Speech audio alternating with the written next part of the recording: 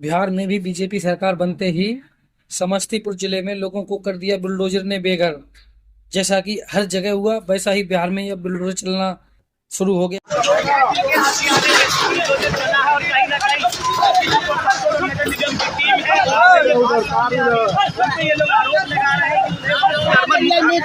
सजा है हो बउआ नीतीश के सजा नहीं होते हो बउआ बेईमान है नीतीश बा कहियो ओकरा जिता देले हो बउआ बहुत गिरवा ले 10 रुपए के सैकड़ा पर पूंजी लगा